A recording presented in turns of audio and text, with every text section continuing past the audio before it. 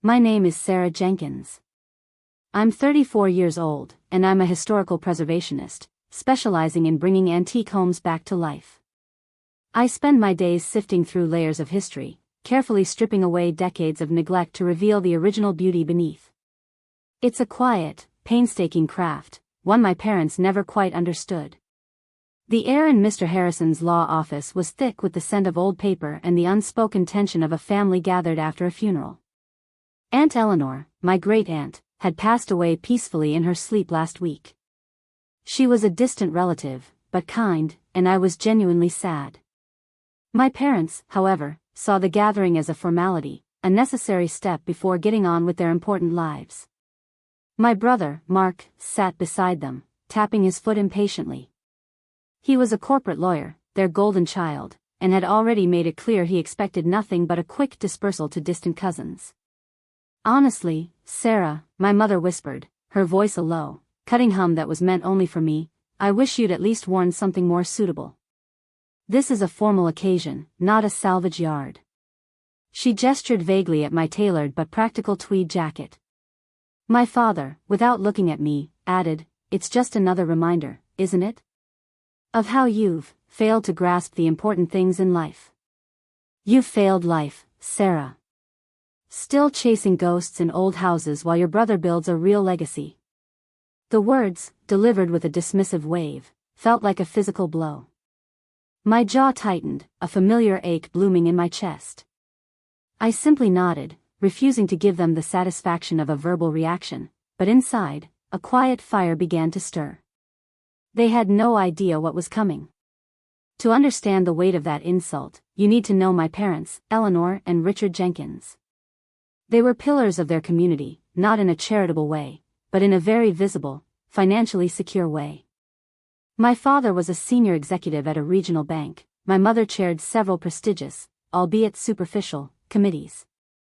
Their world revolved around appearances, net worth, and a rigid definition of success that involved corner offices, luxury cars, and a perfectly manicured lawn.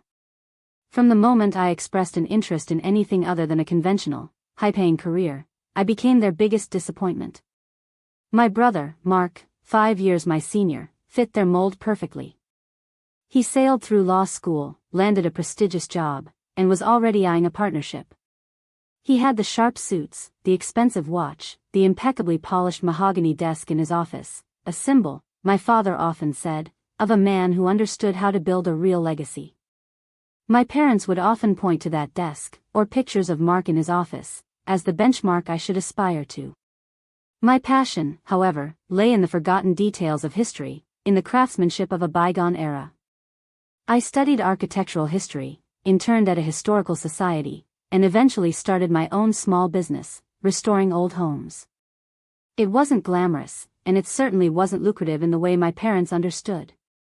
My first significant project, a Victorian-era farmhouse that had been left derelict for decades, took 3 years to complete and barely broke even. My parents saw it as a folly, a testament to my inability to make sensible choices. You're just playing house, Sarah, my mother would sigh, when you could be building a career. I remember one particularly painful Thanksgiving. Mark had just closed a major deal, securing a significant bonus.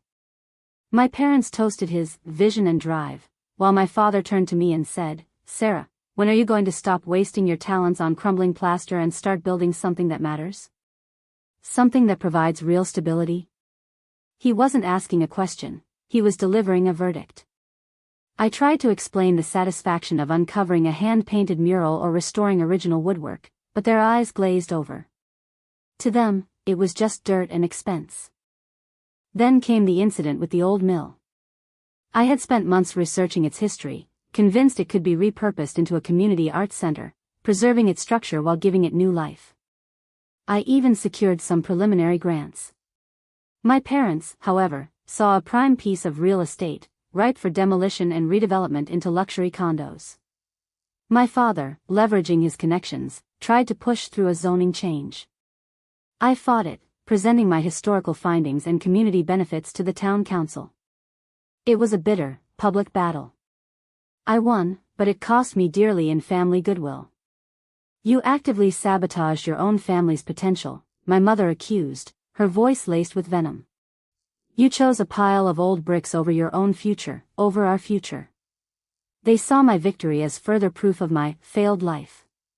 What they didn't understand was that Aunt Eleanor had quietly been watching. She was my grandma. Her's older sister, a woman who had lived a remarkably independent life, traveling the world and investing shrewdly, but always keeping a low profile. She rarely attended family gatherings, finding them stuffy, as she once told me with a wink. But she had a sharp mind and an uncanny ability to see through pretense. I used to visit her occasionally, helping her organize her vast collection of antique maps and botanical prints. She'd listen intently as I talked about my projects, asking insightful questions, never once judging my choices. She even commissioned me once to restore an old writing desk she'd inherited, appreciating the craftsmanship I put into it. People often mistake quiet contributions for a lack of ambition. Sarah, she'd said to me one afternoon, her eyes twinkling over a cup of herbal tea. But sometimes, the most valuable things are built slowly, with care, out of sight. I thought she was just being kind. I didn't realize how much those conversations meant to her, or how closely she was observing the dynamics of my family. That detail mattered later. After her funeral, the atmosphere in Mr. Harrison's office was suffocating. My parents and Mark sat across from me, radiating an air of polite impatience. My father kept checking his watch, a heavy gold one he received for his 25th year at the bank. The notary, a prim woman with her hair pulled back in a severe bun, cleared her throat and began. As per the last will and testament of Eleanor Vance. She went through the usual preamble, the legal definitions, the executors. Mark was named as a co-executor, which earned him a smug nod from my father. Then she started listing specific bequests. A painting to a distant cousin, a collection of rare books to a university library. My parents exchanged glances, clearly expecting the bulk of the estate to be distributed among various charities or perhaps a small, equal sum to remaining family. They certainly didn't expect anything substantial from me. After all, I had failed life. And now, the notary continued, adjusting her glasses, to the primary beneficiary of the estate, including the properties located at 14 Elm Street, 22 Willow Lane, and the entirety of the Vance Family Trust, valued at approximately $7 million. She paused, her eyes scanning the document. My parents and Mark sat up straighter, a flicker of avarice in their eyes. They must have been thinking of some obscure, wealthy relative they'd forgotten. Then, she looked directly at me. I hereby read the name of the beneficiary as Sarah Abigail Jenkins. The silence that followed was absolute, broken only by the soft hum of the air conditioning. My father's gold watch, which he had been tapping against his knee, fell silent. My mother's perfectly composed face, usually a mask of polite superiority, visibly crumpled. Her mouth opened slightly, but no sound came out. Mark, who had been leaning forward, actually recoiled, hitting his head lightly on the back of his chair. Their faces, in that instant, truly dropped. The color drained from them, leaving behind a pasty, shocked pallor. It was as if I had just announced I was taking over the moon. My own reaction was a wave of dizzying disbelief. I hadn't expected anything more than a sentimental trinket, perhaps one of Aunt Eleanor's antique maps. $7 million? And properties? My mind raced, trying to process the implications. Mr. Harrison, the lawyer, offered me a small, knowing smile. He had been in on Aunt Eleanor's secret. My father was the first to recover, albeit poorly. Sarah? Are you certain, Mr. Harrison? There must be some mistake. Sarah is, well, she's not exactly equipped to manage such assets. His voice was tight, a desperate plea for clarification. There is no mistake, Mr. Jenkins, the notary stated, her voice firm. The will is clear and unambiguous. Ms. Jenkins is the sole primary beneficiary. My mother, her voice a strained whisper, finally managed, but, why Sarah? She's never shown any financial acumen. She prefers old houses. The last words were almost an accusation. Mr. Harrison, sensing the tension, stepped in. Aunt Eleanor's will specifies that Miss Jenkins's deep respect for history and her demonstrated ability to nurture forgotten beauty made her the ideal steward of her legacy. She was particularly impressed with your work on the old mill, Sarah, and your vision for its community use. She believed you understood the true value of preserving heritage, rather than simply liquidating it.